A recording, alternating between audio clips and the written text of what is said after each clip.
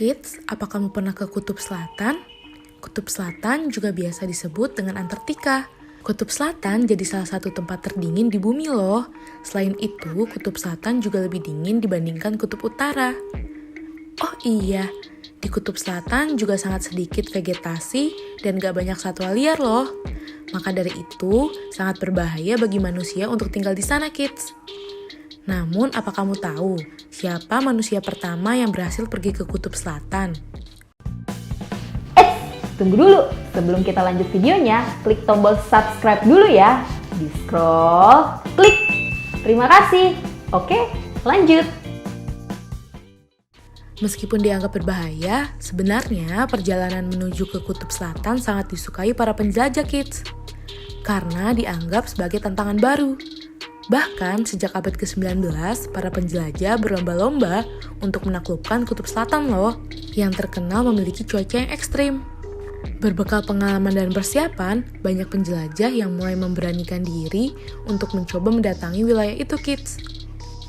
Dua penjelajah, yaitu Roald Amundsen dari Norwegia dan Robert Falcon Scott dari Inggris, melakukan perlombaan untuk menentukan siapa yang tercepat menuju Kutub Selatan.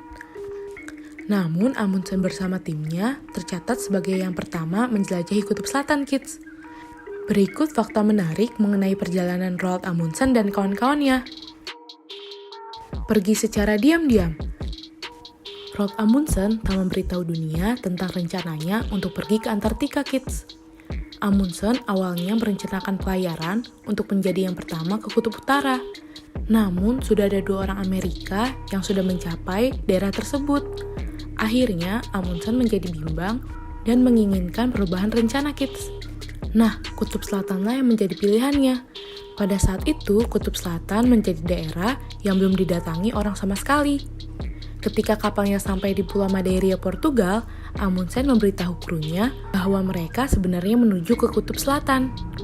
Keberhasilan pertama, penjajah Norwegia berhasil mengalahkan penjajah Inggris yang dipimpin Robert Scott. Kala itu, Amundsen pergi bersama krunya yang beranggotakan 19 orang. Ketika mendekati lokasi, Amundsen bersama timnya membuat pangkalan untuk tinggal sementara. Setelah itu, Amundsen menggunakan kereta peluncur dengan lebih dari 40 anjing untuk menariknya. Mereka sampai pada lokasi yang dituju pada 14 September 1911. Mereka menancapkan bendera Norwegia sebagai bukti bahwa dirinya dan tim pernah mencapai lokasi tersebut. Mereka akhirnya sampai ke lokasi pangkalan pada bulan Januari 1912. Rivalnya meninggal dunia.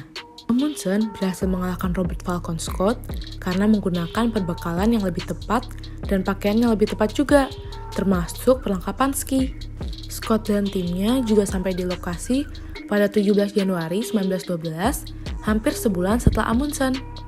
Robert Falcon berhasil ke Kutub Selatan setelah menempuh 78 hari perjalanan, sedangkan Amundsen berhasil menempuh 56 hari perjalanan. Ketika sampai pada lokasi, Scott melihat bendera Norwegia yang telah berkibar. Tandanya sudah ada orang yang pernah menaklukkan tempat tersebut.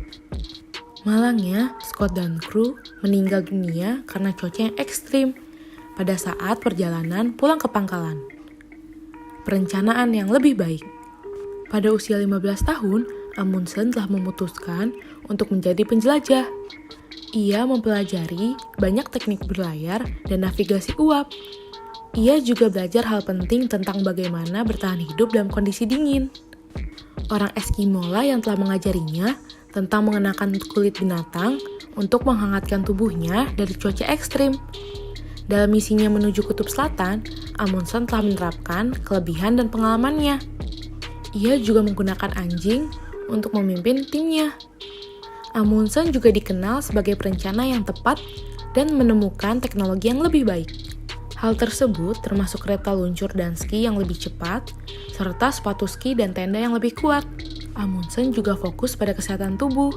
Ia memperhatikan nutrisi dan kesehatan para krunya. Nah, hal ini membuat timnya lebih kuat dan mampu bergerak lebih cepat. Kedua penjelajah dijadikan nama stasiun ilmiah. Lokasi yang berhasil dicapai oleh kedua penjelajah tersebut sekarang diberi nama Amundsen Scott South Pole Station.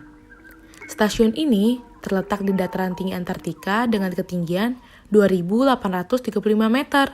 Dibangun pada Oktober 1956. Sampai di sini dulu ya videonya. Jangan lupa like, komen, subscribe, dan share ke teman-teman lainnya ya kids. Bye-bye!